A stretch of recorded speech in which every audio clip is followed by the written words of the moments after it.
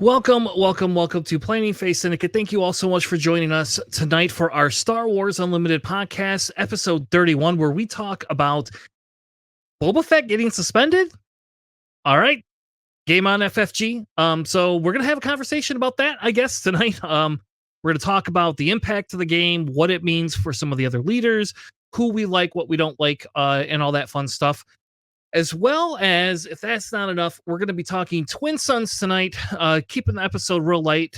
We got some more decks coming next week, but I really want to talk a little bit about Twin Suns, as that's probably coming up in your local meta, and it might be something that you all want to participate in the near future. With that being said, let's bring in my co-host for tonight. Please welcome to the show, Mr. JJ. Your hat still sucks. How are you tonight, sir? Well, I feel like the New York Giants are channeling the 0-16 Detroit Lions because, man, we're just playing terrible, man, for real. I almost want to wear a Detroit Lions hat just so I could be happy for once for a football team. Well, you did have one last year, so you could throw it back on if you want.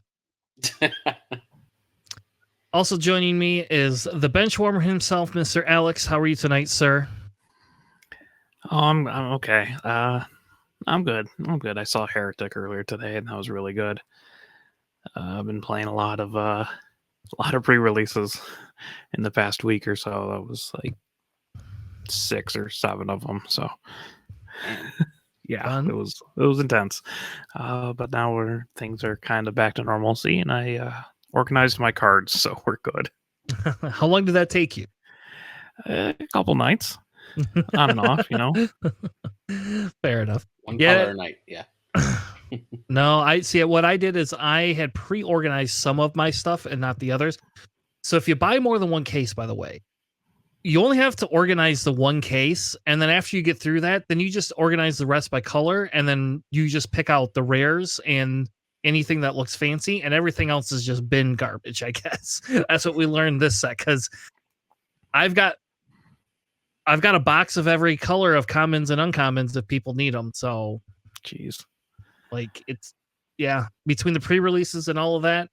And I stupidly bought a half a box on Wednesday when we're at my locals, because now that product is available, it's really hard not to try to gamble for that showcase. I got a fancy Maul out of it and a couple of Palpatines, but no showcases. So either way, hopefully your week is good. If you are watching this tonight, we are going to talk about Boba Fett, obviously. But before we get into that, I just wanted to remind you, if you have not hit that subscribe button, hit that like button. We are 1 away from hitting 500 subscribers. So next week, I'm just going to do the giveaway, whether you be like it or not. So if you're listening to this and you want the free Vader, I still have it. I would like to hit more than that, but right now I have a Vader and a Grogu that will be given out next week to one lucky participant. So yeah, so if you haven't subscribed to the channel, make sure you go over and subscribe to the channel. Hit us over that 500 mark. Help us gain. This week obviously was a longer week. It was election week, so hopefully you went out, did your civic duty, voted, got your voice heard. It's always very important to do. And yeah, so I did have a lot of time to I didn't have enough time to actually do the deck tech videos I said I was going to do, but I did build them. I have them all build out. Just I haven't recorded them yet, so they'll be this week. I have my Kira update and the Jango Fett Tarkin Town, what I would call the non-space version, because there is people trying to build the space triple dark raid version that we used to have. One of my locals won a store champ with it yesterday. Did he? With yeah. Tarkin Town Jango Space, yeah. Wow. Yep. Nice. Well, all right. That's what I get for not going there.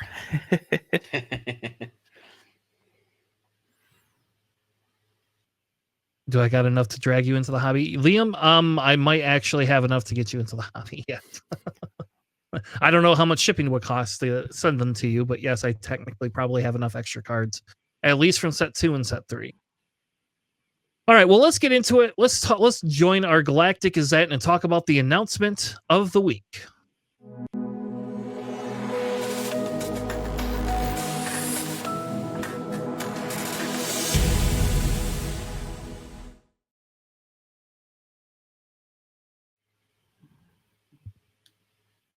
All right, welcome to our Galactic Gazette. We have some news. Obviously, Boba Fett's suspended. I don't know how shocking of news this is. We knew something was coming. I mean, there was discussions in the Discords all over the place about something going to happen. We had no idea what it was. We just knew something was going to technically happen, and therefore it was something that it was going to affect the game. So I think it was Wednesday. Was it Tuesday or Wednesday? I don't remember which day it was, but Tuesday or Wednesday this week, they had a stream on their channel, which we've included the link in the description, and you're able to go ahead and watch it for yourself. But essentially, they discuss why they banned it and what they banned and this and that. So essentially, effective last Friday, the release of set 3, they have banned Boba Fett from set 1. So I don't know what his subtitle is, but whatever his subtitle is, he is no longer allowed in any premier, casual, and competitive events. So what that means is that, like, anytime you have an event that you're actually trying to count towards FFG standings, you cannot run Boba Fett. But if you want to run Twin Suns, if you want to have a sealed or a draft, hey, no problem, you can still run Boba Fett. Thank God, because that would be awful to open packs if we were doing a draft and like you get 3 Boba Fetts and you're like, what do I do with these? Let's be the worst. Yeah, I'm really glad about that, mainly because that's the other reason, right? Think about all the people that had spent all that money to get their special Boba cards from set 1, and all of a sudden not being able to play that and stuff. That definitely leaves a very big feels bad. But at least being able to play it in sealed and draft and such, and Twin Suns at least would still be a valid way to play him there and get some use out of him. So yeah. The other thing, I guess the reasons what they said behind it, and then we could kind of actually get into a real discussion, is they said because he had 40% of the top 8 and he was 55% of all winners in season 0. I'm guessing they're only counting PQs. My guess is they're not counting store showdowns. No. I think is a little sad, because in store showdowns, I don't think he showed up quite as much as he did in PQs. I don't know. At least that's how I feel. I didn't feel I saw him as much show store counts. They also said that they are going to, when they say it's suspended, they mean they're not banning the card forever. They're just basically saying, here you go. You can't play him for the next 3 months or 4 months is what they're saying in Premiere. They said they will reevaluate next March after set 4 is released. So basically we'll have another season of competitive play, which we don't know exactly what that is yet, but we'll have another season of competitive play, and then after that they'll decide, is Boba Fett allowed to come back to the building field or not? So, Alex, what was your thoughts the first time you heard this? I was a little bit surprised that they just functionally outright banned him, but we went through the data all the time, right? We saw how much of the top cuts they were making. We didn't really see how much was being brought to the field. But when you're consistently making top 8 and also in different multiple colors, that clearly a little bit too much for their intention there. So it makes sense that they're rolling it back, and I think they're pretty classy with the way they explained it and did all that. Yeah. I mean, they admit their mistakes, right? I think for me, that was the big thing. I don't know if it needed a ban, but I understand why they wanted to ban it over just an errata, right? Yeah. It makes a little bit more sense. They did do erratas and different things in Destiny, and it was not the funnest thing in the world going to events. We had a kid that I played against that had never, which just sucked, by the way. But I played against this kid, and he had an incorrect deck, and so he didn't have anything else. And he's 13 years old. So I was like, "Here, have this Kylo Ray deck. You could play this." I brought a second deck, and then he won. He never played the deck before, then he beat me. Like, God damn it! Awesome. That's great. I was like, all right, well, I guess I'm not winning that one. So, but that was funny because yeah, he had an incorrect deck. He actually had some weird Palpatine type deck that he couldn't play. So, Sad. That's even sadder, man. Yeah. Well, I felt bad for. I mean, again, but that's part of the reason I think they went in this direction, right? JJ, what was your thoughts? Honestly, I think this was something that probably came at the time that it needed to come, just because every week that we've gone through all these PQs and all these events, you can see just how powerful Boba really is. And honestly, I thought that they would go with an errata first before doing a soft ban on it. That doesn't mean that they won't do that, but I definitely thought that Boba was going to be definitely going to go through an errata first before going through that. I guess that this does give them enough time to possibly come up with the solution for Boba in the meantime while he's kind of taking a timeout. I was actually expecting to also see Sabine on the list as well, because she's another person that we've seen. Well, she doesn't have the same power level as Boba, but still, that's another leader that we've seen quite a bit of. But Boba definitely needs some rework, just because his efficiency is very, very high, especially when you compare it to the other leaders that are available currently. So yeah.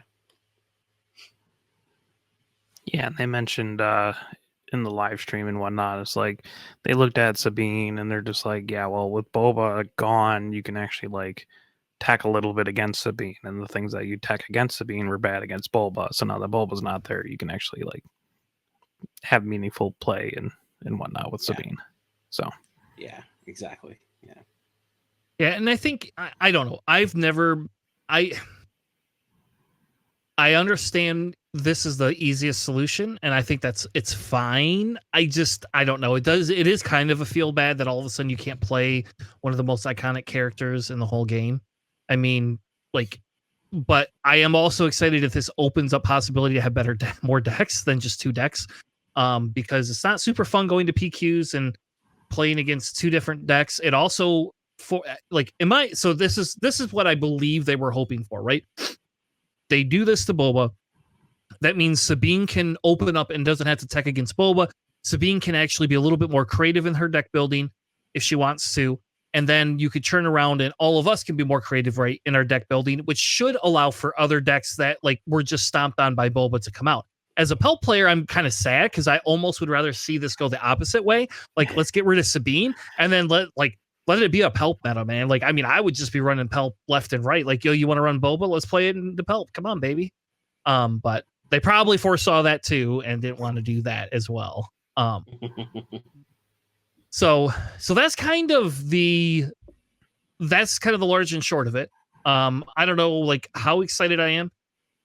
These are some of the options we talked about that could probably replace Boba, right? So we have Han. Han has 2 colors that can easily be a replacement. If you play Boba and you really want to play something else or don't want to play something else, you want to play a somewhat similar style, I kind of feel Cad Bane, Django, Han Solo, both colors Han Solo, especially Han Solo green, actually is kind of a hero version and fits a little bit the same similar style that you had with the original Boba.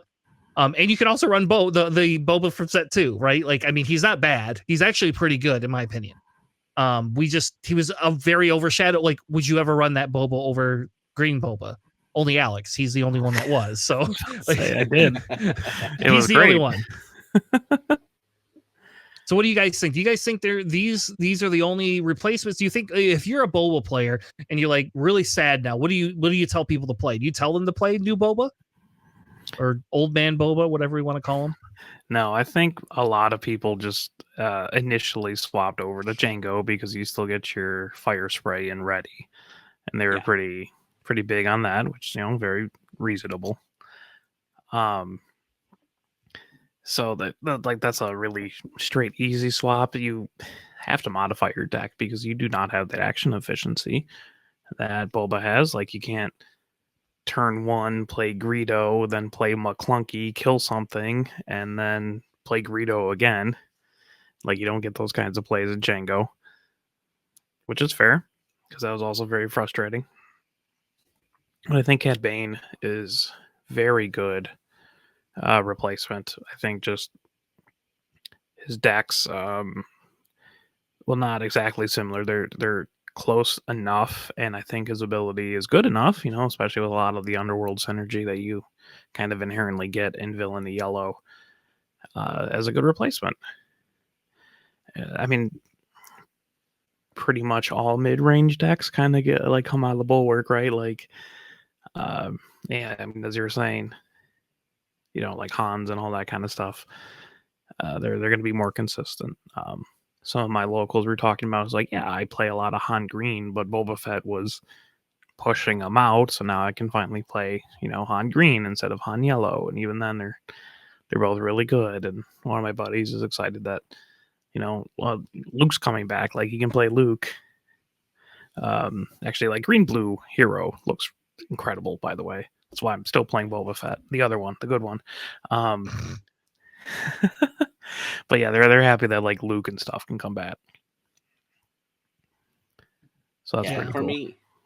For me, Yellow Han definitely feels like the more spiritual successor. So you can play around with that amount of resources they can have deployed using his ability out there, so you can get units out faster or playing more cards in a single turn by using Han's ability there. Plus, you still have a lot of double yellow synergy that you can play with Han that you can import from your Boba decks if you're doing like a double yellow Boba. So there's definitely some options there. So I feel like the same composition of the deck that you have with Boba still works with Han Solo if you wanted to. Just probably some adjustments that you just need to make in that deck. But that's the one that if I'm really looking to replace the style, I would go with like Han Solo. But I do agree with Alex. Green Boba is a fantastic replacement for the other Boba, and Jango Fett as well. Definitely a really good option as well. Yeah, and I think CAD offers some action economy, and I think Django offers the action economy of slowing you down, but nobody's going to give you a free resource anymore. So you're just out of no free resources, baby. You can't have 3 free resources on your flip churn anymore. Yeah. So now let's talk a little bit about who benefits, right? Who's going to benefit from the suspension? So Sabine obviously benefits to begin with, right? Because people know how to run Sabine. Sabine was struggling into Boba more often than she was into other decks.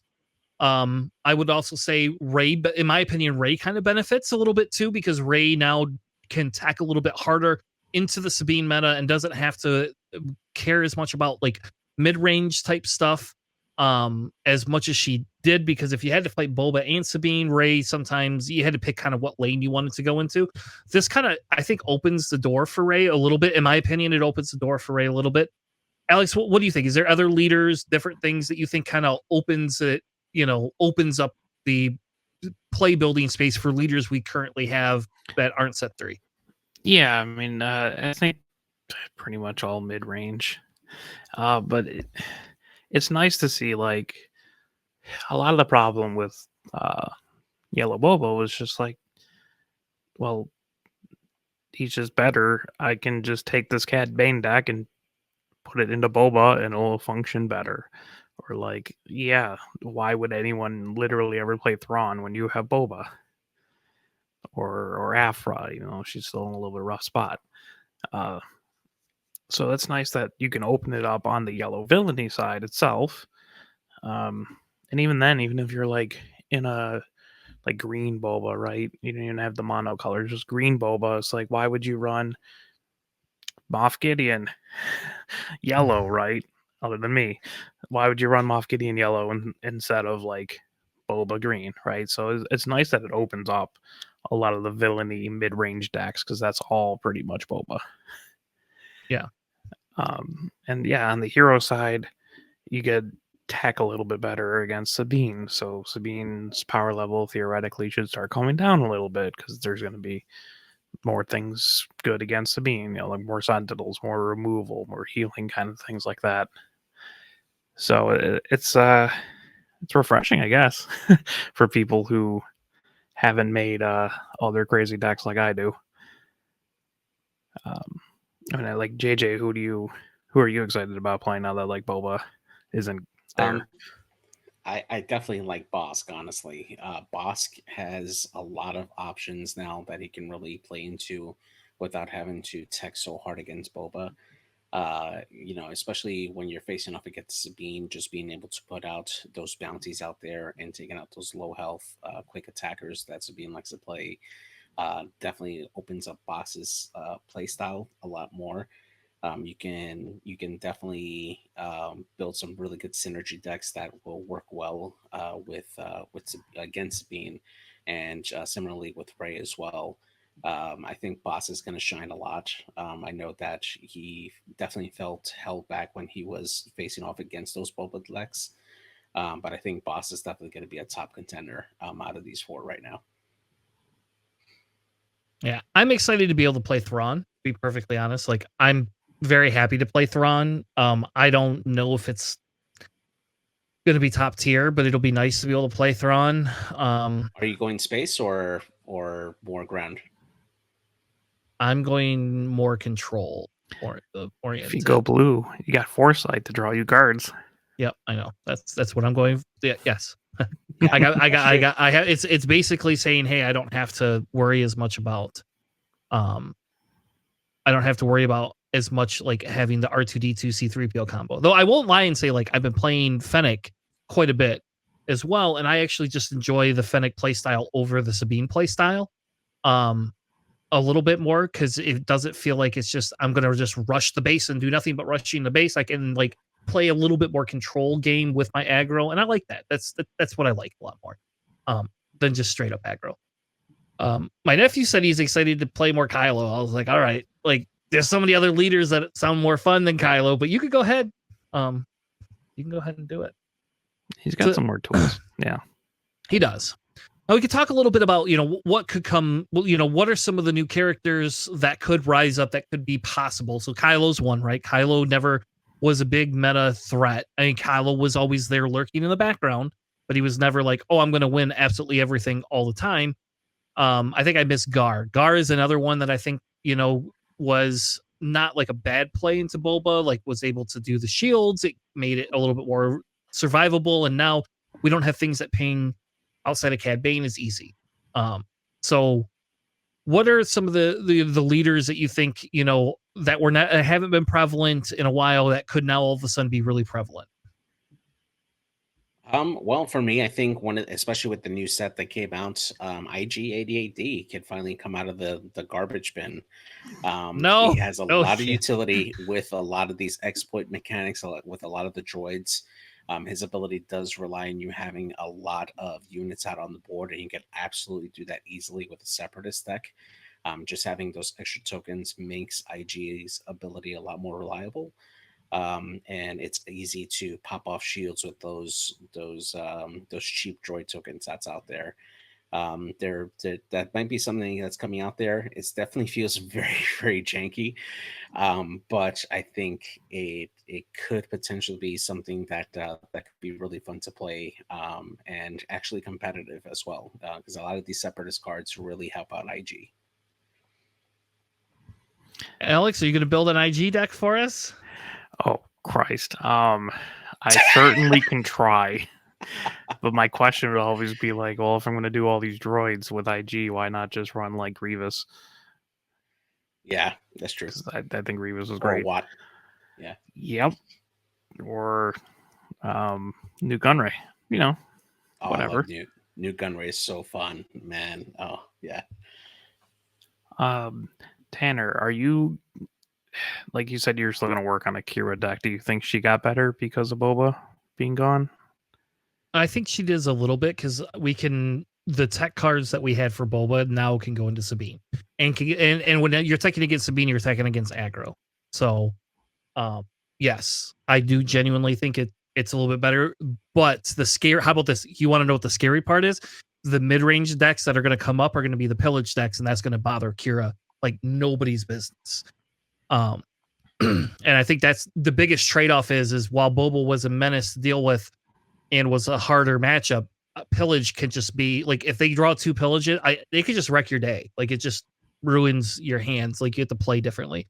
But being able to tech in against the pillage and being able to tech directly against Sabine, I can now run top target main deck if I want and not feel bad about it because I don't need it against Boba ever, but I need it against Sabine all the time. So now I can run that if I want ahead of time. So a bunch of my locals just immediately swapped over to blue hiding control because it's my local, so they're like, Boba's gone. I'm gonna go back to hard control blue hiding.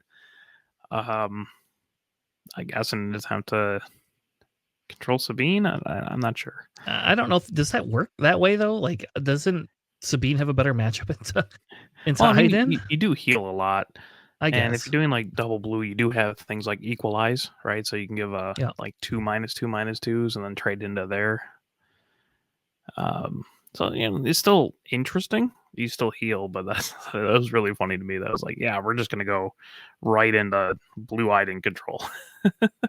Remind me not to come out to your side of the state. Why? It's great. No. I hate playing Pelp into Iden. It's just not fun. It's just not a fun matchup. I don't mind Iden too much. It's not fun. My late game's better than theirs. I main deck Devastators. It'll be fine. And then side the Avengers in. That's true. So yeah, I think I'm not sure if like looking directly into control like that is the right call, but it is certainly an interesting option that people are like now looking at because I guess they might have had some issues against Boba with Iden control, which is weird to me because I didn't, but I barely played Iden control. I was like more Krennic. Yeah, this set, the last set, they had some recursion type stuff that would help them do different things, and yellow has the hand rip stuff that other colors don't always have. So when you're main decking some of that stuff, it just makes it easier. But I do agree with you. Like I do think control has a place, but really I think the bigger thing is what's going to rise up in a mid range. Like I think a Quinlan Voss. I think Grand Inquisitor can now float between that tempo deck and like an aggro deck or a mid-range deck. I don't know if it does it better than, let's just say, Maul or Anakin, but Grand Inquisitor has got my attention again personally, just because the Grand Inquisitor into Boba was not fun. Like it just was like whatever, like the stupid McClunkies and the being able to swing in with their one cost, their one damage units and like help take ears off the board was a crapshoot. But now it feels a little bit better. Like, I don't know. I've had some success with Grand Inquisitor yellow against non-Boba decks. We'll just put it that way. No, that's fair. I mean, I got a local who's always on Grand Inquisitor yellow. Like, that's his bread and butter. Since that one. That's what he's been doing. So he's been iterating off of that as well. And it's pretty interesting. I like the Grand Inquisitor. Yeah. Yeah, it's interesting to see like what will arrive out of that. I'm not sure how much support he got. There's a couple solid cards in Grand Inquisitor that he got better, but it'll just be it's kind of cool. Just that everyone feels refreshed. Yeah, for sure. So, this now that we had the news for Boba and stuff like that, what cards do you think, either leader or upgrade wise, that could see the similar treatment from Boba, like something that could be put out of like a season or so? I mean, like to me, that should be a very far and few in between thing, personally. Yeah. I mean, obviously Sabine is the only other one, in my opinion, that comes anywhere near it. And I'm not sold that Sabine is the end of the world problem, personally. We'll see, I guess we'll see here coming up. But there's some other stuff that could go against Sabine that is decent into it. Like for example, Lando. Well, Lando got no new cards, but Lando is really was decently good into Sabine. Like you had a lot better of a matchup. Kira's pretty good into Sabine, for the most part. So I don't know. In my opinion, I don't think there's any other leader I would want to see just upright banned unless all we see is Sabine. And this is the issue like I have is like, and this is where you talk about suspensions is like Boba like had all this great success, but is that because nobody else was running anything else because we had so few PQs that like you couldn't run all these other things, or did Boba really just dominate that bad that nothing mattered, right? And I think that's the bigger question. Like Alex runs, Hero Boba Blue, right, and had very good success with it. If Alex takes this to 8 to 10 round PQ, is he going to be able to have the exact same amount of success and hit 5 to 6 wins out of it? If the answer is yes, then like Boba Green isn't like this big underworld, like demon. We just know he's just the easiest to spot. I don't think Sabine's going to get the same treat personally, but we could see. No, even if they do something, like they could also, they mentioned they consider like ECL as well, which I've seen a lot of people just be like, hey, could we lower the top ceiling for ECL? Could we have it either lower it down in health or have it be 4 or 5 people? Yeah. Or 4 or 5 cost units. Yeah. But also like Yellow Sabine looks really good this set too. So like banning or erratating ECL ain't going to change that.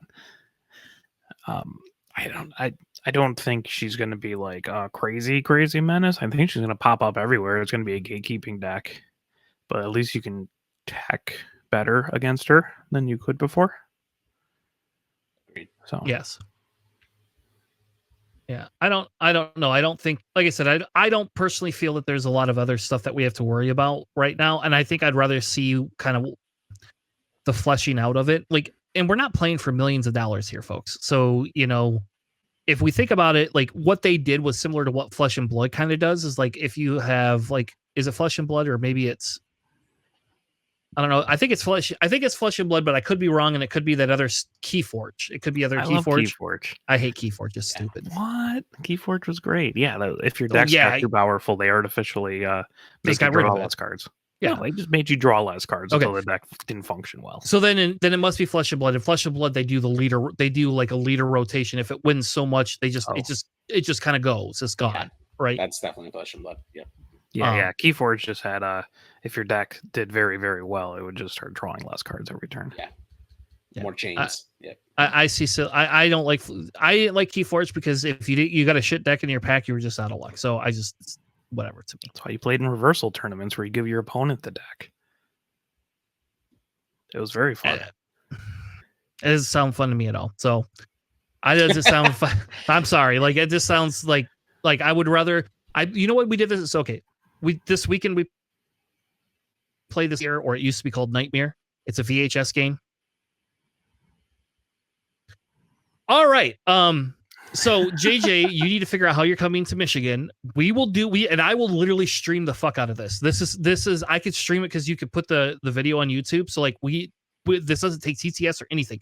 But essentially, so what Atmosphere is you have this gatekeeper guy, and you have to go around the board, and you get to become like one of the harbingers, and then you have to like go around collecting keys. And it's one of these chaos games. So like you roll the dice, do your move, somebody else goes, and you have to like go as fast as you can, just like. So you're constantly going, and then randomly the gatekeeper will stop you and tell you to do something. And so like if you're in the middle of rolling your dice and you let your dice go, and then the gatekeeper says stop, you lose your turn.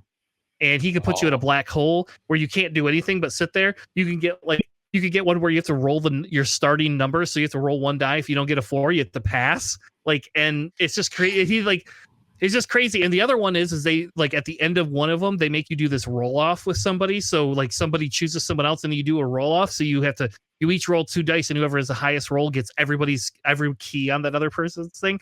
But it's just this VHS crazy game. I don't know do you watch Community at all? Yeah. So do you ever watch the episode with where Abed brings home this Western VHS game called like Lock and Barrel or something like that? Yeah. That's what this is. That's making fun of this. This game's from like the 80s. That's what this game's making fun of. But it's hilarious because it's fun. You could do whatever you want at your house. We'll keep it PG, I guess. You can go have fun at your house and you play this stupid VHS game, and then it's like crazy random BS, and then everybody is yelling all the time. You're like constantly like, move, hurry up, I gotta get my next shirt in. It's amazing. It's the best game ever. That sounds fun, man. I don't even know what the point of that story was anymore. That's how long But that's what I did that's what I did last night at 2 a.m. in the morning. So there you go. I played that game. That's awesome. Super fun atmosphere, nightmare. Check it out. I don't know, maybe like if JJ wants, I don't know, that or Alex will find a couple other people. Maybe we could talk to Stanny. Maybe Stanny would do this with us. That would be super fun. Do like an old X-Wing group thing. Get Stanny and maybe we'll get what's his name? Matt. We'll get Matt to join us. It'll be like the four of us, and I'll bring my webcams, and we could like just light it up and try to stream it. I think it would be funny. Hilarious. Yeah, man. Anyway, all right. Next up is what I wanted to do is talk a little bit about Twin Suns.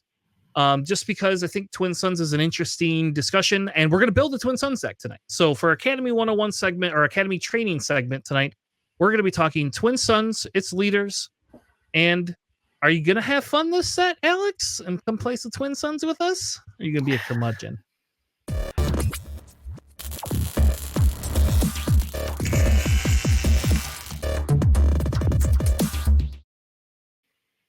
Go ahead, Alex.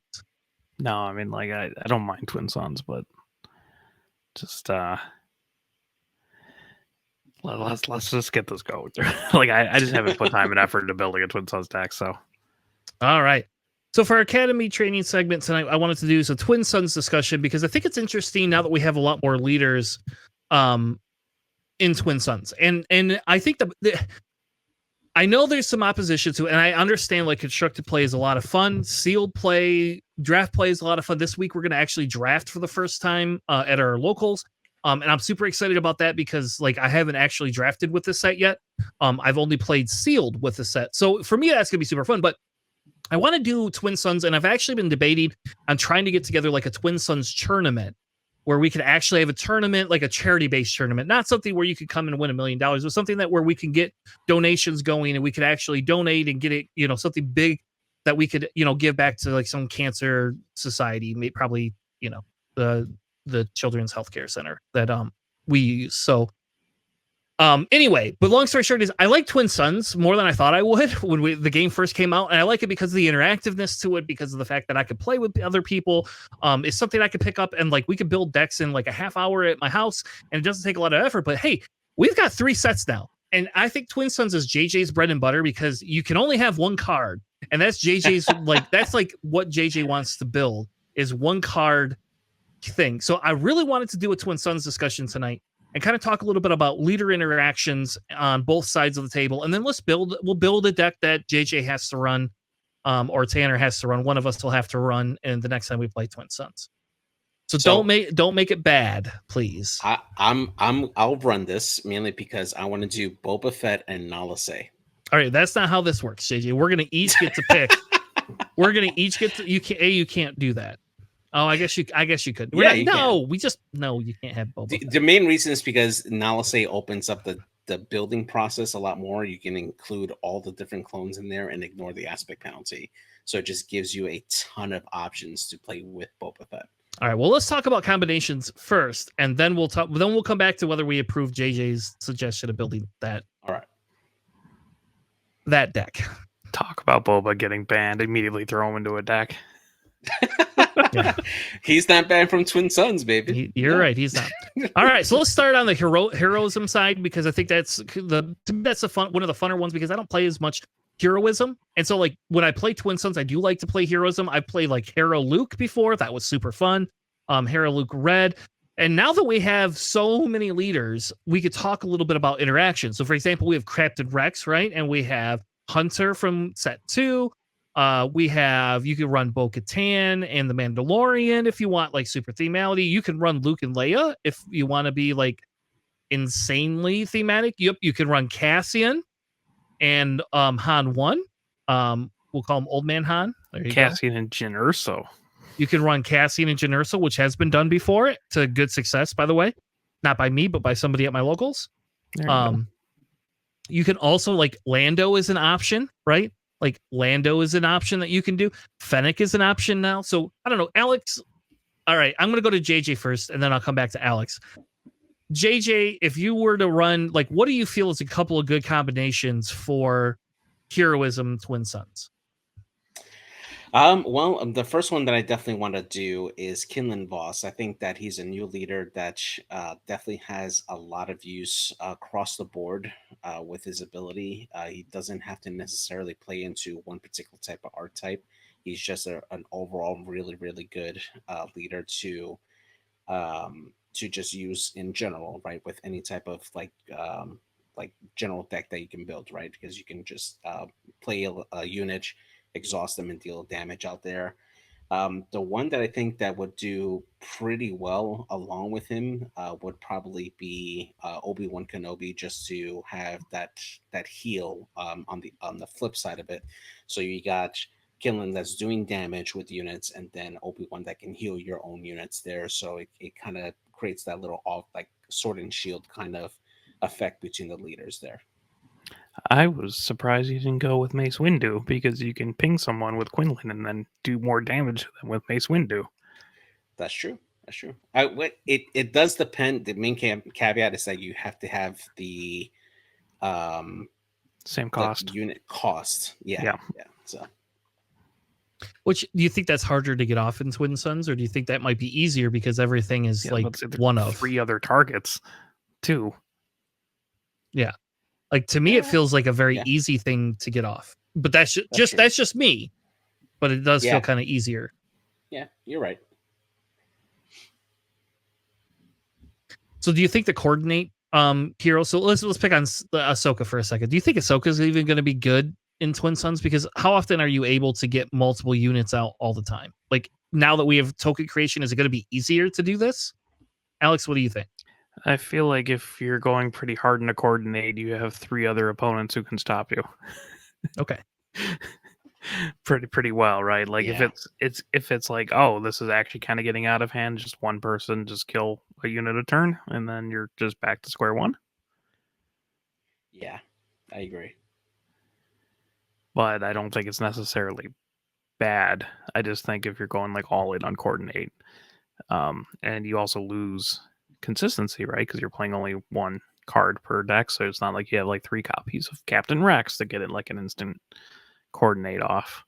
Yep. Kind of thing. Yeah, like I think that if you are going to go with a coordinate leader, you have to almost immediately have to pair it with Captain Rex, just because he's the only person that could really reliably create clone trooper tokens. But that's also eating your resources like very steadily. And you have to attack with the guy. Yeah, exactly. And you unless you build in like a ladder ramp, which is a little difficult on the hero side, it's going to be a bit tough for you to do it, especially in Twin Suns, to do that reliably, I think. So another question I have is, so Rey was a pretty popular one originally, and now that we have 3 sets, do we think that you could pair Rey and Finn together now? Like, do we think we can go monocolor into, is there enough cards to actually do monocolor Twin Suns?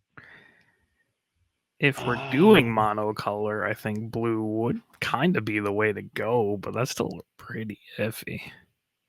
Unless you're like Nala, say, right? Like, is that unless you have access to other cards? I mean, I guess with Rey you get Kylo, but that's it though. You get one Kylo. One Kylo, and you don't pay the aspect penalty if you're running double blue red. So okay, and that's fair. I know that was like a discussion point that a lot of people had, saying, hey, like now that we have 3 sets, can I run double color for Twin Suns? I do think that a Rey Boba deck is interesting personally, because a lot of Rey decks run keywords that have, like units that have keywords on them anyway. And now all of a sudden Boba Fett's doing Boba Fett's thing. Boba Fett is a free action, right? And like that's like, again, that's like when we talk a little bit about the Quinlan Voss is a free action per se, right? It's not something you have to stop your turn to do for it. So some of me thinks that pairing Rey and Boba together is a decent thing. Maybe Quinlan Voss and Rey could be a conversation piece as well. But do you think Rey? Do you think we can get some of the more keywords off with that Boba? Yeah, I mean, it's a little bit rough because, right, like you're taking a bunch of cards that might not have keywords because you just ran out of cards that have keywords. because you only get single copies of them. But yeah, like I don't inherently hate the idea of Ray Boba. Mhm. Yeah. In the chat, they asked about Anakin and Chancellor Palpatine, Yeah, which would be that's very, exactly- very thematic. And Palpatine allows you to have the ability to have your villain cards in there, which could be helpful. And technically speaking, when he's on his villain side, this is my assumption, is when he's on his villain side, you don't have to pay the villain penalty aspect. Right? Like, because you don't do that normally. So I'm assuming in Twin Suns it would be the same thing. Do we think the Anakin and Palpatine could be a good duel just for the poops and giggles of it? Yeah. You can do Palpatine and Boba and then play a fire spray that comes in ready, which is also hilarious to me. Gosh, that's gross. Oh man. Oh. Rivals yeah, fall. Rivals fall. Yeah. Yikes. Yeah, so it's interesting. I'm not sure what you gain out of Anakin because you are doing self-based damage, which is not exactly what you want to go for in Twin Suns. But I mean, playing villainy cards is really cool. Yeah, imagine a 4/1 super laser tech that just smashes into like an opponent's unit. Yeah. That'd be nice. Yeah. How is he because of Anakin? Because of With Anakin. Anakin. Yep. Yeah. I don't know. Is Or, there like, any the wealth of overwhelm units you get in villainy? Yeah, exactly. Yeah. Which is more attractive, but there's not like a ton of overwhelm, and that's like unfortunate problem. Yeah. I kind of feel like Han is like a key in Twin Suns. Like Han has some ability stuff that like that you could play around with. I don't know. Who would you, if you took Han, who would you pair Han with? Which Han? Han 1. We'll call him Han 1. Sorry. Okay. Old Yellow man Han. Yeah. I mean, it's wonky. One of my locals wanted to do a yellow Han Luke deck, because also, when you have enough resources to flip Han, you can also bring out Luke, who then you can give like lightsabers and stuff to. Like there's a bunch of really cool stuff. You got like maybe General's Blade if you're trying to do that, although it doesn't apply to Luke Leader. But if you're going for like some sort of weird Jedi thing, you can do that. But it's just bring out Luke, give Han a shield, swing in with Han, play U-Wing or whatever.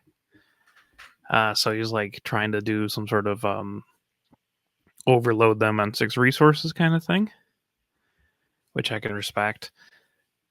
Also, with Han, if you run Sabine, just bring her out on turn 2 and just really, really make yourself a target because everyone's going to hate you. Actually, so can you run Red Han with Old Han? Yes. Yep, absolutely. So different subtitles. I kind of like that idea mainly because it just like with Sabine, right? Like you can gain a resource and then play a super high unit with Red Han, and I think that combination can open up a lot of possibilities and have you stack your deck a little higher on some of those more expensive units, and you're able to bring those units out a little bit faster just for 2 damage on them. So definitely include some grit in there. Definitely add in some overwhelm in there. There's a lot of different options you can do with that combination. Yeah, think of this scenario. You're at 5 resources. You use Han's ability. You bring out Han. You swing with Han. And then you pay 2 less with the other Han and drop home 1. Oh, Stop it. Drop a home 1 on turn 4. What's wrong with that? Resurrect another card, seems pretty good to me. Oh, bring another Echo Base Defender back, or yeah. I see nothing wrong. Battlefield Technician or whatever his name is, Battlefield Marine. Yeah. Mm-hmm. Yeah, there's a lot of like silly shenanigans you could do by cheating those out. But again, I feel like you'd be making yourself a huge target. Yeah. And you do, and I think that's one of the big things like in Twin Suns that a lot of people don't talk about, right? Like is, like how do you play the game of not pissing people off, right? And I will tell you, one of the ways is to not frickin' bring both your leaders out and wipe two people's boards out at the same time, which I did with an overwhelming barrage. And then the next turn being able, or overwhelming barrage on one guy, and then being able to swing all my units into somebody else. Like that made me, that didn't do me very good. I think we like, I don't know. I personally in Hero, I really like Han 1 as a way of, how do I bring something out that might be a possibility. And I really like this Boba unit, ironically enough, as something that's a possible thing to play. So anything else about Hero before we move on to discussing villains a little bit? I do want to build a Twin Sons Yoda deck because that seems very interesting to me, to being able to filter. Like if you have garbage cards, put it on the bottom of your deck. If you have, you're digging deep into it, and then it's like, oh, this card I don't need right now, but the card underneath on top of my deck I do. So I'm just gonna put that one on top and then play it later. And think about it, he can activate off of anybody, so it doesn't matter who loses the unit. It's just the probability is one person's losing a unit. So leaving play too, it's not even like losing it. He's like, someone could waylay something or pick them back up if it's like Salacious Crumb or something, right? Like, and then you have it. So you have three other people who can use Yoda's ability. It should trigger all the time.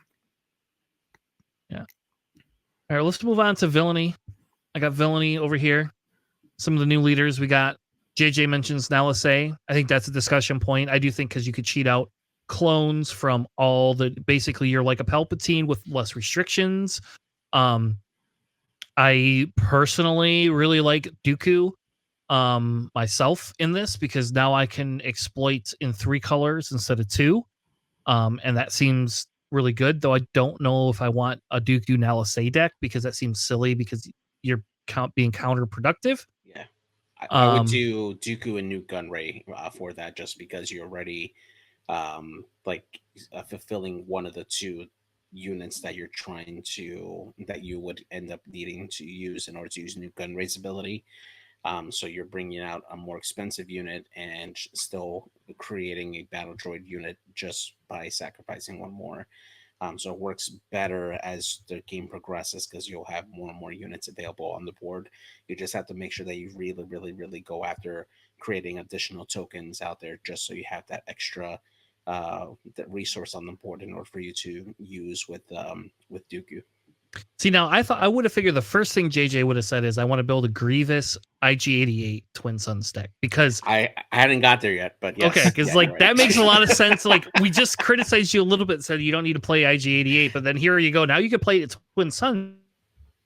Yeah, droids upon droids. You can run green, and you're like pretty much set there. Yeah, that's pretty good, actually. Yeah. It's funny that Palpatine shows up in here. By the way, just for folks in the future, you cannot run Palpatine with another villain. Just as an FYI, they made that, even though it shows up in here, and it should not show up in here. FFG, you are not allowed to run Chancellor Palpatine with any other villain. So this is an FYI. They officially confirmed that. Alex, like, I don't know, what villain ones, what's a big villain one that you feel could be really good?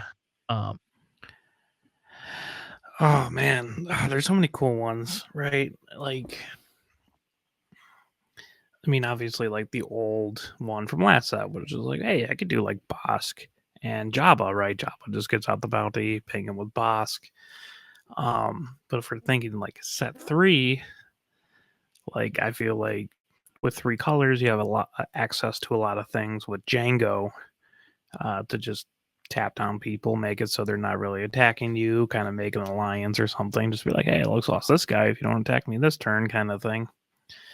But I'm also thinking something like Maul and Kira would be kind of interesting. I know that's like straight exactly what you want.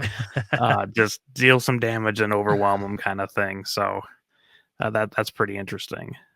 Just having Maul in general, but also with Kira just being able to just damage everything like that just makes it interesting. Because like you don't want to do like a mono, like the double blue, like Kira Krennic kind of thing where you're just like buffing him then giving him a shield as well, because I think that's just a little bit too awkward. Yeah. Yeah, because I tried Gar Saxon and Kira originally. It didn't work very well. Like people just would take care of the shield or the upgrade pretty quickly. So like it's like okay, like all right, well I guess that's not gonna work. So it just made me too big of a target all the time.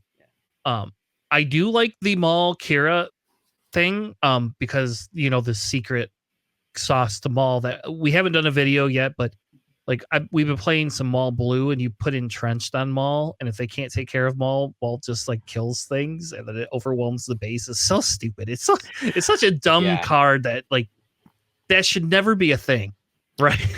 My when I was playing one of my locals, I brought out my Moff Gideon, right? I slapped the Darksaber on him, and one of my locals was like, "Fine," and they gave him entrenched, and I'm like, "Oh no." I've like a 10-12 now, so any unit you bring out just immediately dies, and you eat like 6 to base at minimum.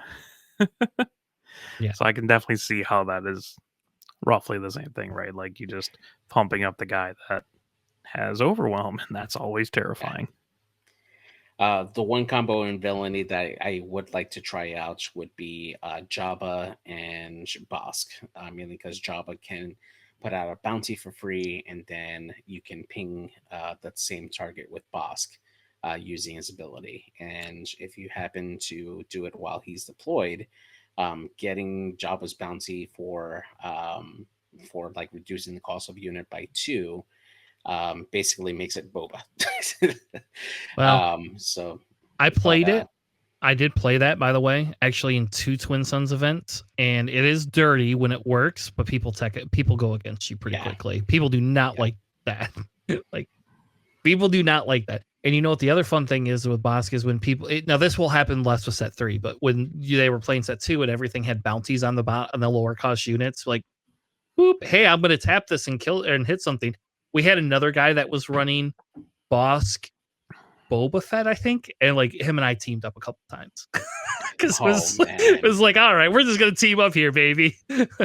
But yeah, I will tell you, it works very. By the way, it works actually really well. Nice. Jabba and Bosk do work very well together.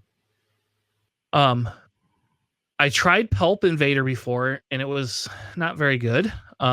Your leaders come out way too late, and you just basically lose the game. So there's that. There's that. I think the Maul thing. I think the IG-88 right in Grievous is a good idea, and like Jango Fett is a good idea because getting Jango Fett something to do allows it. The one big one that I was thinking of is, can I make Pre-Vizsla work in Twin Suns, right? Because you can do some of the card draws and the damage, but I don't know if there's enough card draw that allows you to be, big enough to actually make him effective. Like Pre-Vizsla Palpatine. Yeah. I don't know. Maybe seems kind of awkward. It does. It does. But that was kind of the idea. Otherwise, like I really like the Watt and Newt Gunray mix. I think Watt and Newt Gunray together. Like it's really sad because I kind of want to play some of these older, villains, but Newt and Watt, they feel like they were kind of designed a little bit to work off each other. I don't know. Watt is definitely an interesting character to have in Twin Suns. So, any other thoughts on? The only other one I can think of is Afra and Kylo, just because they can really work together with this card. But it seems like if you get the wrong set of draws, that can really turn on you really quick. But that is something to consider. I don't know. I don't understand Afra. I don't know how anybody makes Afra work. So I'm just gonna leave that there. Thrawn, I think, is another one that's kind of interesting too. Like being able to peek at decks and stuff like that. Can Thrawn be something because you don't have to worry as much about resource expenditures? I don't know. It just seems like you'd drag the game on a lot too. Yeah. Looking at everyone's deck, but no, I mean, it's nothing bad by any means. So when in set 1, when I was playing a lot of Thrawn, what I would do with my nephew is I'd be like, here's the deal. You got to ingrain this into your head. Every time we start the round, I will refuse to do anything until you show your card. So just hold your card up. So like I trained him. So he just holds his card up. So if I play Thrawn, he just immediately, like, as soon as we are ready, he goes, are you ready? Yep. Here's my card. And then he just puts it down. And then that way I know what it is. So, all right. Well, shall we move on to maybe building a deck? Yeah. Maybe. Yeah. Let's do it. All right. So, are we going to do villain or hero, or maybe we'll do one of each? We'll see how long it takes. How about that? Let's do one. Yeah. Yeah. I want to do Yoda. I think that's a really cool idea, and there's a lot of really cool, interesting things with that. Okay. I don't think that's terribly objectable. Yep, we're outvoting JJ. JJ cannot have his weird niche combo. I don't know. Maybe it'll work.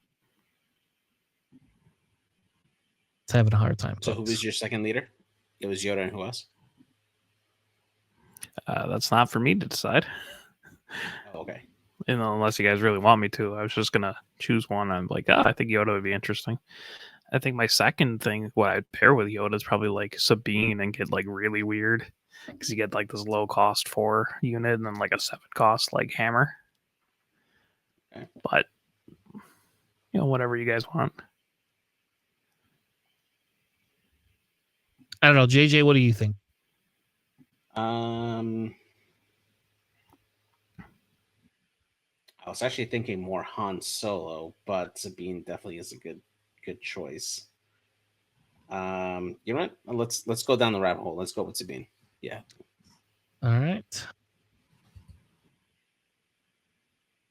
And what color base? I assume we're gonna go with yellow. Really? Why yellow? I was gonna assume green. Oh, I don't But know. hey, it's your choice, right? I chose one. JJ chose one. You get to choose the color of the base. I don't care. I just choose yellow because I play more yellow Yoda than I play anything else, I guess.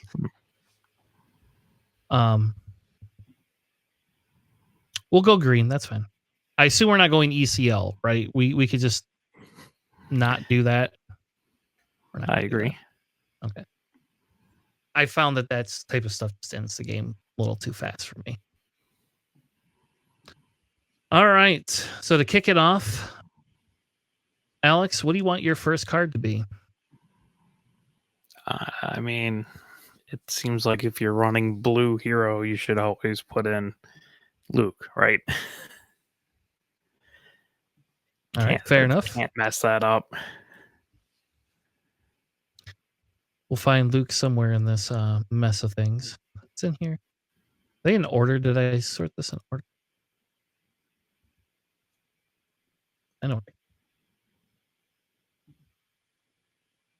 All right. Luke's lightsaber. Do you want Luke's lightsaber too? Oh, it's in 7. That's right. It's in 7 cost. Yeah. All right. So I've added a Luke. All right. I'm going to pick Wrecker because I'm like, if we're going to play Sabine, we're going to play Wrecker. So, like, I don't see why we wouldn't do that. JJ. We got to pick Clone. Clone is just something that you have to have in a Twin Suns deck to mimic another really good card. I think you just got to have it. Got to put in Clone. All right. Alex. Well, if you're going to have Wrecker and we're running green, you might as well throw in the Timely Intervention, right? Yeah. Yep. Fair enough. I think Timely Intervention's really good anyway. Yeah. I'm going to put Covert. I don't remember what it's called, but it's called Covert Strength. And I only say that because it's a smuggle card. And it allows us to do some healing. So if somebody wants to mess around, we can do a little bit of healing, but it also gives us that smuggle ability. And I used it last Twin Suns, and it actually worked really well. All right, Alex. Well, you kind of mentioned healing. I know this isn't unit healing, but base healing. I think like Make an Opening has a place. Just as a little bit of a control, and 3 health in your base ain't bad, or 2 health in your base ain't bad. No, that's always it's always good being able to kill something and heal. So. All right, JJ. Well, I feel like we're going to have a significant amount of Force units here, so we're going to have to include Obi-Wan Kenobi in here just to have a really good Sentinel piece and potentially have some good Force units to help take care of that second part of his ability.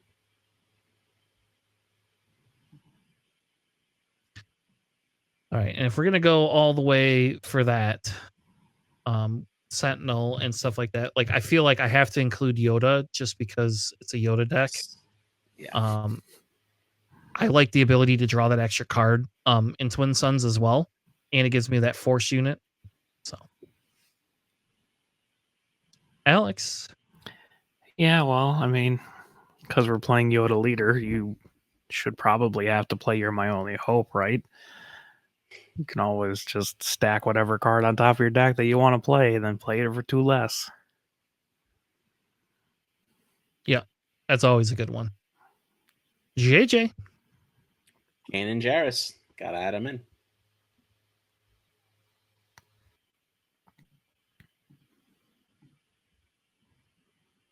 if we're gonna add Kanan in, I don't know. I feel we're missing out on some lower end units. So I feel like I have to go back to some lower end units. So that I would say we just play Patrolling V-Wing just because I like that in my Pelt deck. But in this game, it's probably worthless. But I guess you get to draw a card, right? You know, Which is never bad with Yoda. Yeah. I don't know. So do we go Patrolling V-Wing? No, it's your choice. Yeah, I don't know. think so. I mean, All right. C3PO to me is like the biggest obvious, like, hey, this is going to draw me a lot more cards choice. Because you can just stack whatever you want with Yoda.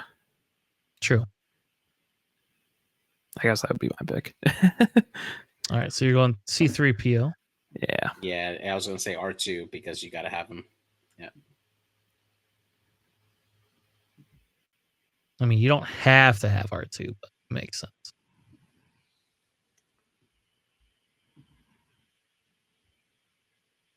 Maybe R2? No, R2 makes a lot of sense. So we're not playing yellow, so I don't want that. I'm going to throw Force Throw in there as a control card. I think that's pretty good. Okay. I pick Force Throw.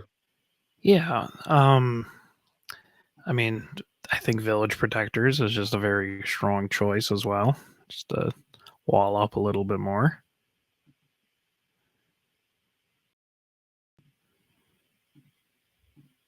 All right, JJ.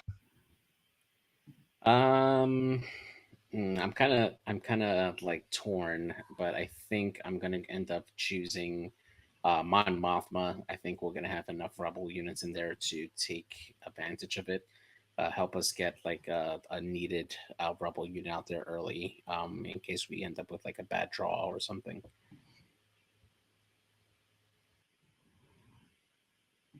I don't know. I would caution against that, but we'll see. I don't think you're going to end up with that many Rebels. I'm going to pick Outspoken Representative, though, ironically enough. And I say that because you get to create a Clone Trooper and it's a Sentinel. If you get this out, it's basically a free Sentinel. So, well, you need another Republic unit, right? Yeah. Yes. Oh.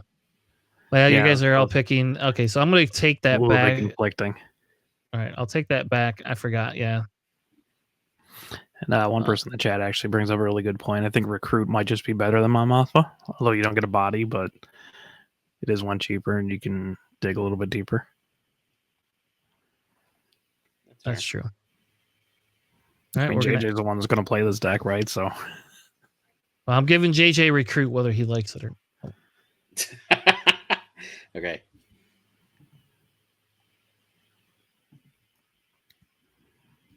All right, JJ. Let's see here. We gotta put her in. She's a leader. We gotta put in Sabine Wren.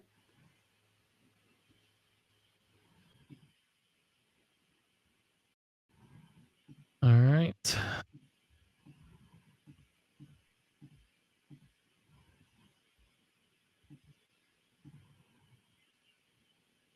Why does it not show up?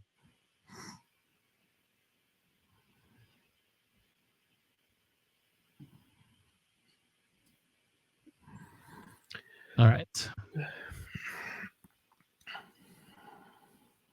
Next. I mean, Cassian seems like a natural pick, right? He's good. He has smuggle. Yeah. I think that's an easy one, right? Yeah. Yeah, I mean, there's certain staples that you just probably should almost always run, right? So, yeah. I would also say Concord on Interceptors is probably an easy thing just to say, hey, let's just do that because it's a Sentinel in the space. yep. Okay. Next. I'll go with Home 1.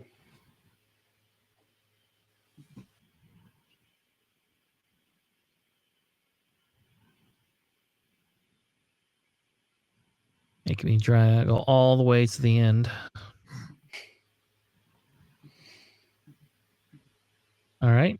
Alex? I mean, if you're going with space and you have red, you just take the A-Wing. Yeah.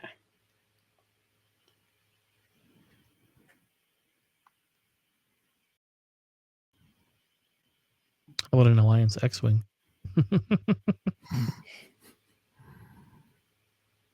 It's not the worst pick, but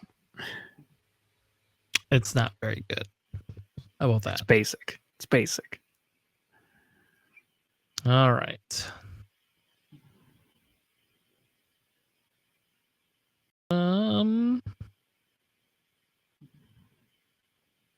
Don't want him.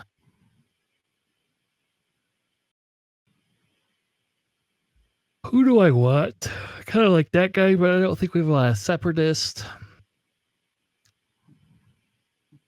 We pick Admiral Yularen because if you get him down, he's actually an extra health for everybody. So it's kind of silly not to have him. Takes your Sabine out of takedown range. Yep. So stop telling people how to fix their Sabine decks, Alex. Stop doing that. You know how important that was to Kira. All right, next let's pick another card. Can I cheat and have 2 and 1? Sure. Can you just put both arcs in there? The restored and the basic 3/4 green one. Probably. I mean, that seems like just they're very solid space units.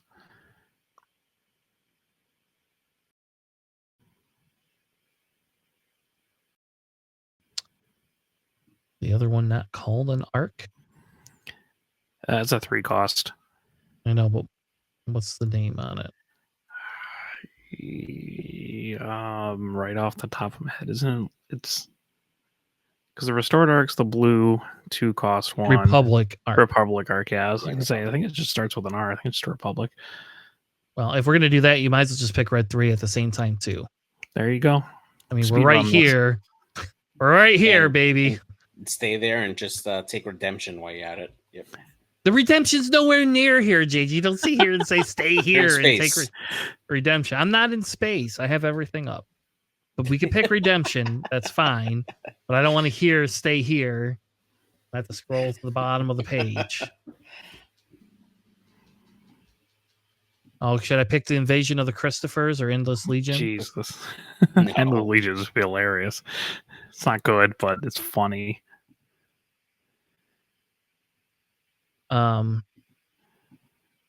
Do we have a lot of rebels?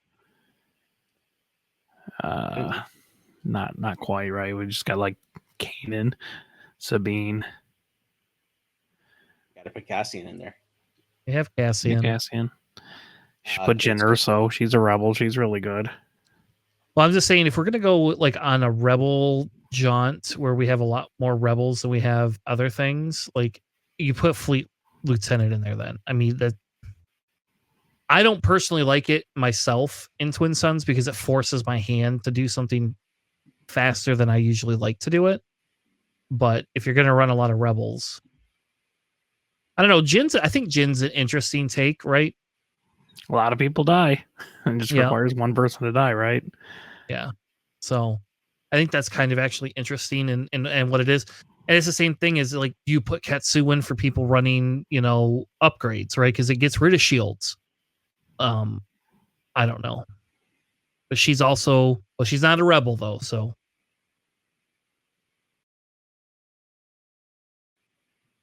All right, next one. What else do we want?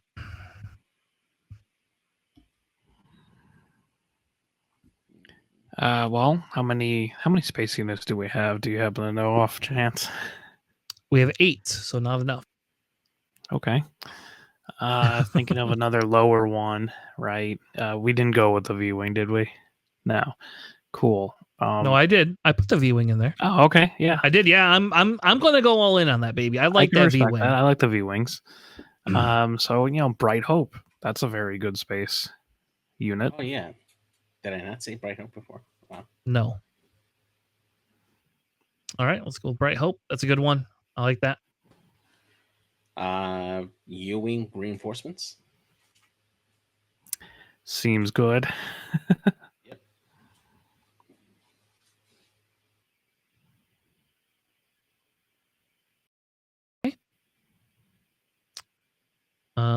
I guess we're gonna go back.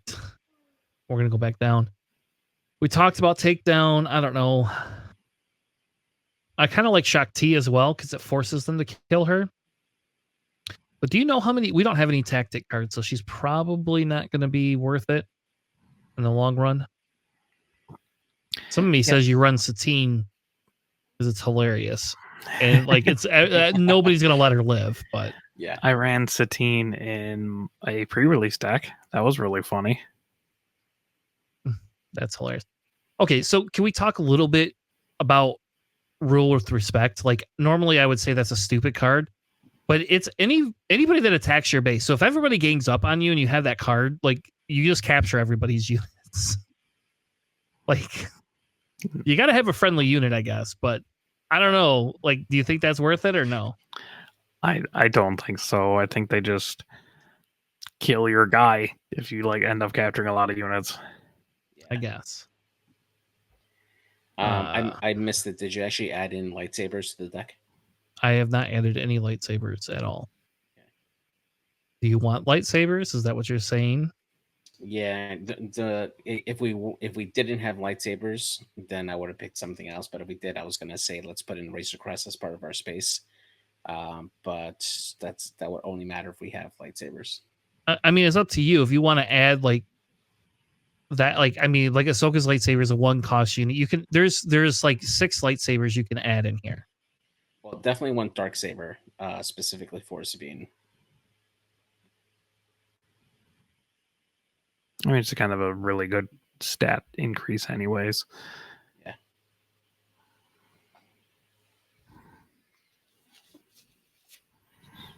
But I agree on like Ahsoka's as well because it's a 1 cause. Like Mace is probably worth it too in the long run. Like I actually had a lot of success with Mace, lightsaber, and Maul. Even though it costs more, just being able to have that in pre-release. What was the other one you wanted, JJ? Darksaber. Yeah, Darksaber.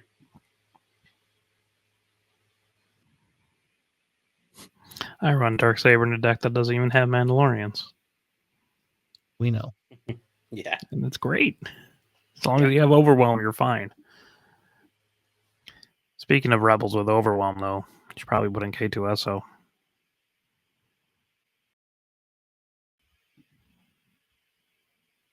Yep. The K2SO. Oops. Oh, who else? Did we put Ayla in too? I think she's solid enough. She's a 6/5, right? Like, I don't think you're going to get her ability off.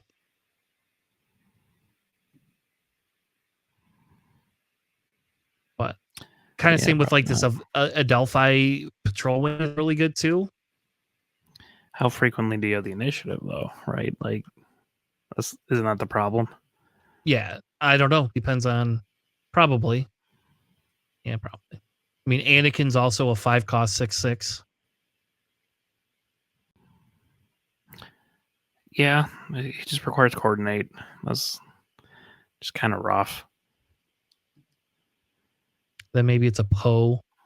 Poe probably belongs. Poe for sure.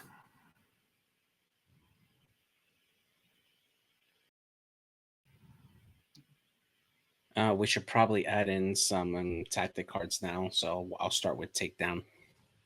Why do you want tactic cards? Just to have it. Sometimes they're more useful than trying to spend several turns to take down a unit.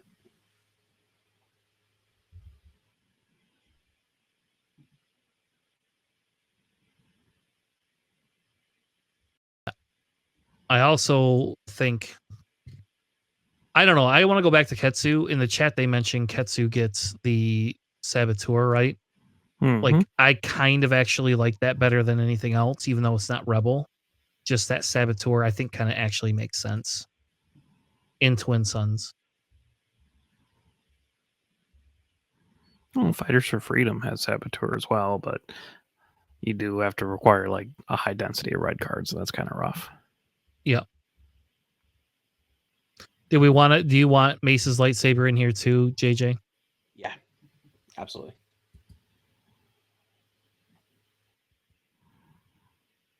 We never put the basic Battlefield Marine in there, did we? No, we didn't put Oh, no, we Battlefield didn't. Marine. No. Seems like we should probably do that. Seems really good. I guess we could put Collection Starhopper in there because then I can smuggle it out. That new red ship, the Corvette, the one that's like a 5/4 Saboteur. Yeah. That discards a card when it's destroyed. Oh yeah. Yeah, Yep. I think that's like every enemy, right? Yes. Yes, it Yes. is. Not Desperado.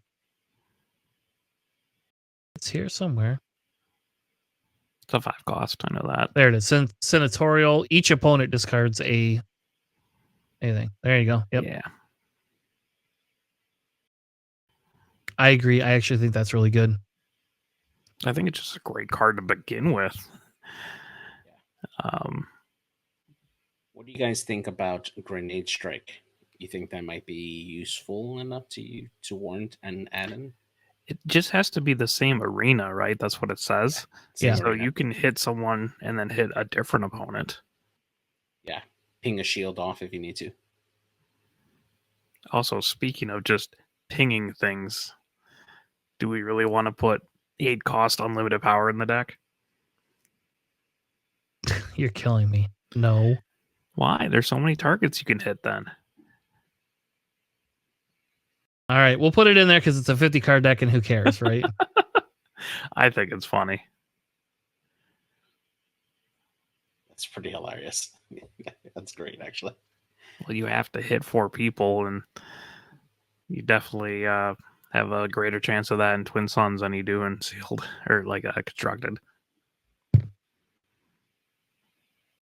Should we consider the forces with me? I would not. I don't think you have enough force units. We should put Chewbacca in there. Oh, You can yeah. smuggle him out. He's blue. He's a takedown. It's like 3 cards in one. Easy.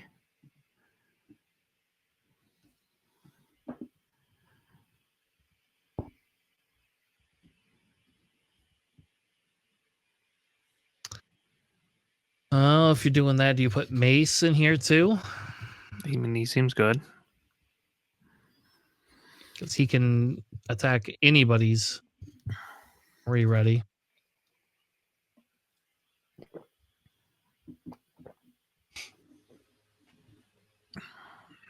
I don't know. I kind of like the Marauder too. I like Traitorous. I'm going to put Traitorous in there because I think it's hilarious and people hate it. It doesn't do you any good, but it's awesome. I'm not sure if... I mean, the Marauder's nice for the ambush, but that's about it. You're never going to get that ability off in Twin Suns. No, I know. It's just the ambush piece. Yeah. I mean, we could do Smoke and Cinders as each player discards all but 2 cards. It's just that's Yeah, like people love it. Like you And pillage. Actually, Obi-Wan's Aether Sprite right there is a very good spaceship as well. Would Yeah. strongly recommend playing.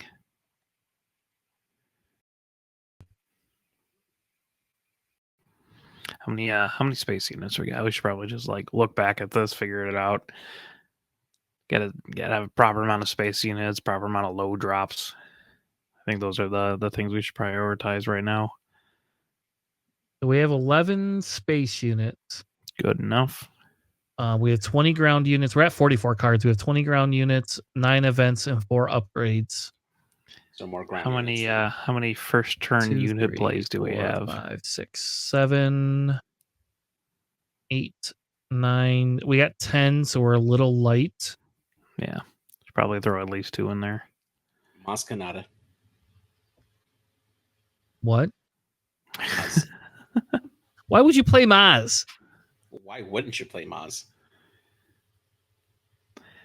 You play Maz, I'm just gonna kill her. Like, just so you know. Like, if somebody in Twin Suns puts Maz on the table, it's dead. No matter, it's a 1 health unit. I'm never gonna let you do anything with it. If it keeps my R2 unit alive, I would gladly play Maz. Your R2 unit's gonna stay alive because it's got 4 health.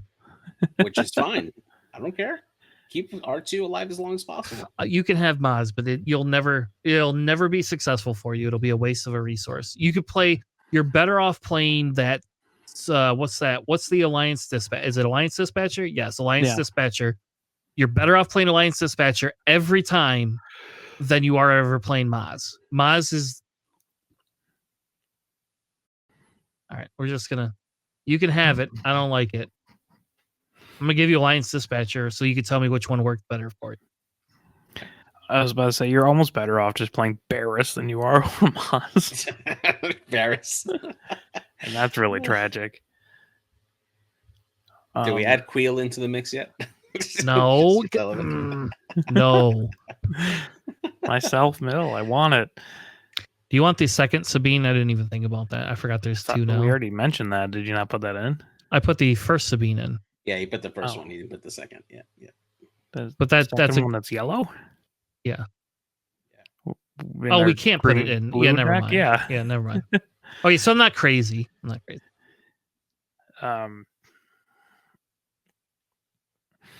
Honestly, something like the Phase 1 Clone Trooper, right? It's not bad with just a 3/2 for 2.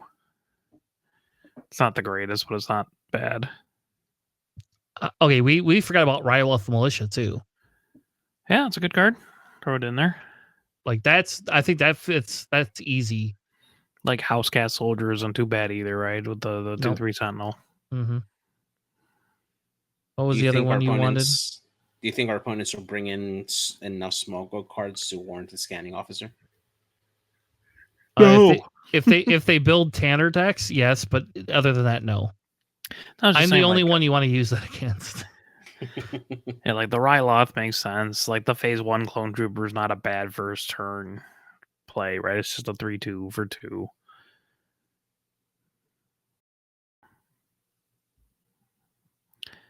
Also, like, just thinking of other like lower drop cards, like the Echo Base Defender is very strong. Yeah, I forgot we forgot to put that one in there. That's just an easy. Yeah. I mean, Tech, I guess. He's a low cost play. You can smuggle your later card. Seems pretty good in Twin Suns. Do we have enough green players or green cards for Gamorrean Retainer? Probably not. No, I would never include that anyway on this.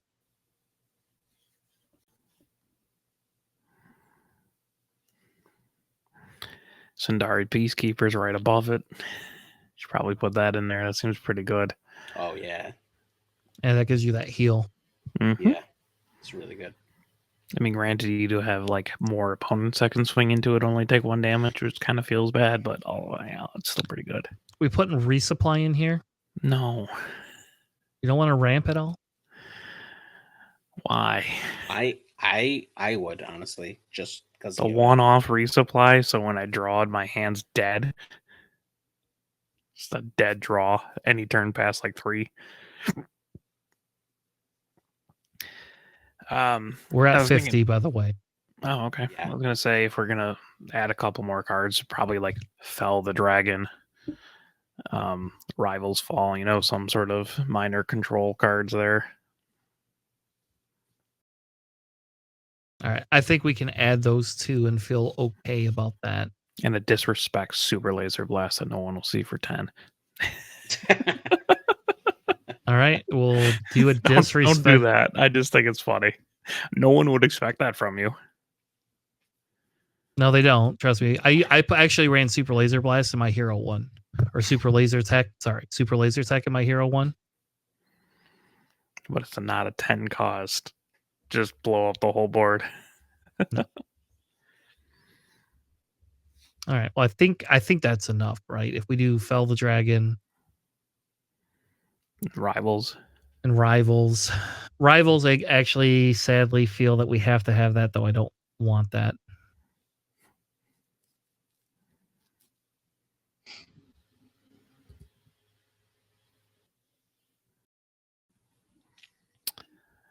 So we did it. We built a very interesting deck. Yep, not too many cards over 50. I mean, you have card draw with Yoda anyways, right? So Yep. Yeah. So you're gonna have the card draw with Yoda. You're gonna get the Sabine pings. You're gonna be able to bring Sabine out, build her up. You can also wait to bring Sabine out if you want to. You don't have to bring her out right away. you do have a lot more options with Yoda when he deploys as well. Yep. And if we look here, technically we could probably add For a Cause in here as well. Though I find For a Cause less impactful in the long run of things. And you still get to stack it, which is actually very good for Yoda's ability.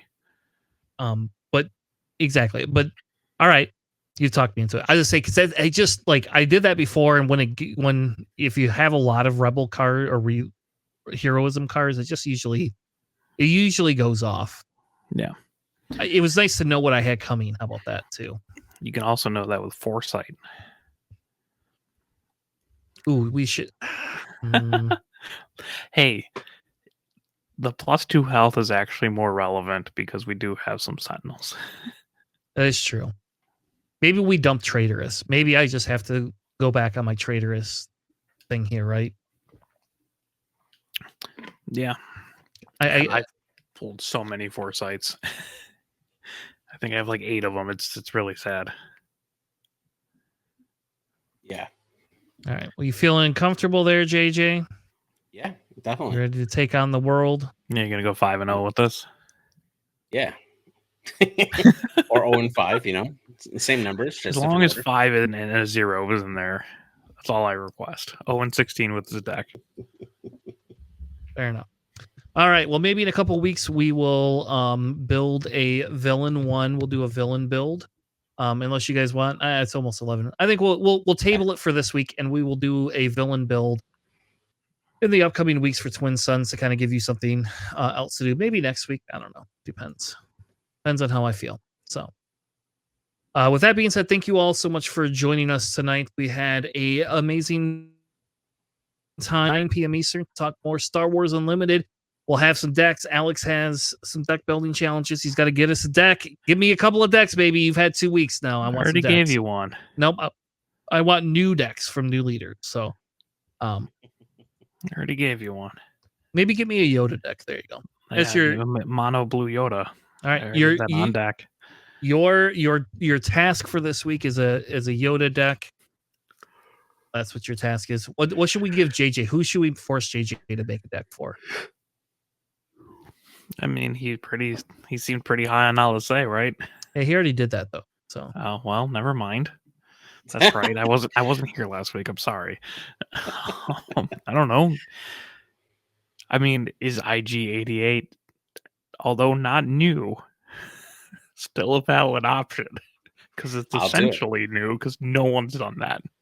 I'll do it, man. Yeah, I'll do it. build us I hate putting that on the show. Build us a fun deck. There you go. We'll do that. All right, man. Also, next week, what we'll do is we'll talk a little bit about deck building principles. That's what we'll do as well. We'll do a little segment on some deck building principles and kind of building with some of the new coordinate / exploit options that we now have that we didn't have before. How impactful they can be, and do you have to? Because a lot of the times, a lot of what's happening is people building sets, right? And so we build Rebels with Sabine, and we build Rebels with Fennec and all these other things. But what about these 2 new keywords? Like, how do we talk about those? So next week we'll have a smaller segment, a little bit around deck building, talking about the 2 new keywords, how to build some decks with them, and kind of go from there. So if you like our content, make sure you hit the subscribe and follow buttons all over our YouTube page and our Podbean. So with that being said, thank you all. Have a good night, and we'll see you on the flippity flop. Have a good night, everybody. Thanks for listening.